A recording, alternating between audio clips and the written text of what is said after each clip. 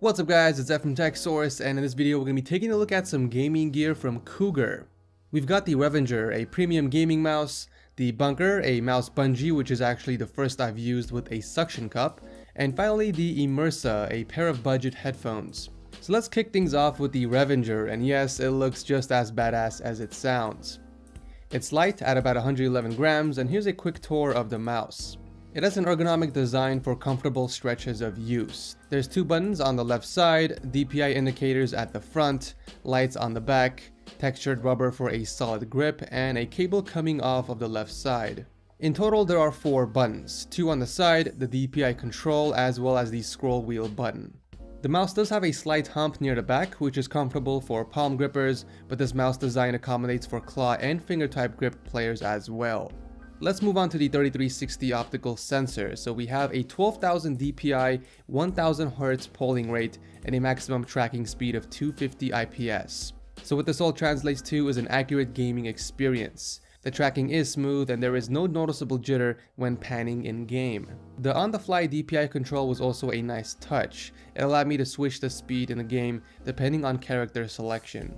So for example, if I was using a character that required more precision, such as a sniper, I would tone the DPI down for a more accurate aim, and vice versa. Moving on to the buttons, here's a listen on the click sound.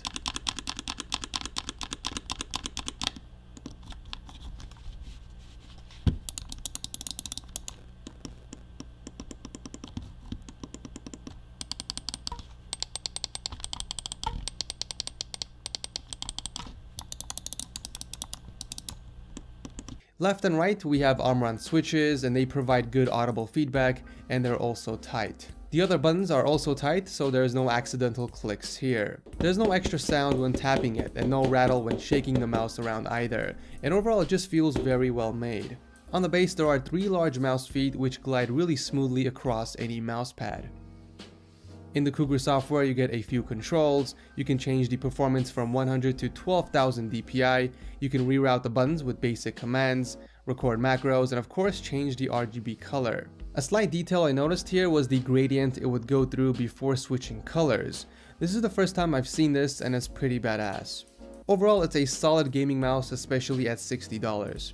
So I used the Revenger with the Bunker from Cougar as well, and before all of this, I used to think that mouse bungees were an overhyped gaming accessory. But with my time spent with this, it's actually pretty useful. It's nice not having to worry about the cables being kinked or caught while gaming. So what makes the Bunker special is the suction cup, and unlike other ones, this won't move around your desk at all. Looking around the Bunker, we see this lever here which controls the suction cup. The top is flexible and the bottom is solid plastic. It's about 10 centimeters tall and 6 centimeters wide with no height adjustment, but almost all mouse cables will be compatible with this. In conclusion, it's really nice using the mouse bungee, and it might have a place on my main desk. I can be moving my mouse around a lot and there will be no issues with cables getting snagged, which is really important when it comes to FPS games. It's around $20 on Amazon, so a bit steep for a mouse bungee, but it is a long-term investment nevertheless. And finally, the last product we have from Cougar is the Immersa, their budget headset solution. So right off the bat, I'm gonna say that these aren't going to compete with higher priced headsets in terms of audio quality, but with a 40mm driver and a noise cancelling microphone, the $54 package you get overall is impressive.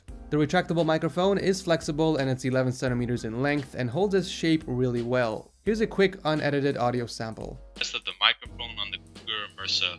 The audio is untouched and recorded through Audacity. I've also tried recording through my phone and the sound quality carries over.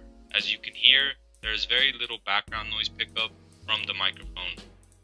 As you can hear, it's pretty good with very low background noise pickup, and this is all achieved without a driver filtering the noise. So this quality carries over to when you plug it into your smartphone, for example. The sound quality of the headset lacks punch in the bass, the mids are a bit mushy, and the highs aren't there quite either. But when I stopped analyzing the sound and just enjoyed the experience of gaming and listening to music, I didn't notice its shortcoming. After all, I'm no audiophile. It's one size fits all with its leather-like headband that adjusts when you put it on. I used the immersives for long stretches of editing and gaming, and there wasn't any discomfort at all. The ear cups are well padded for comfort. The cable is braided and about 2 meters long, with a main volume control and mute toggle. Here's a quick audio test on the amount of sound bleed, one with the headsets on my head and one with them off.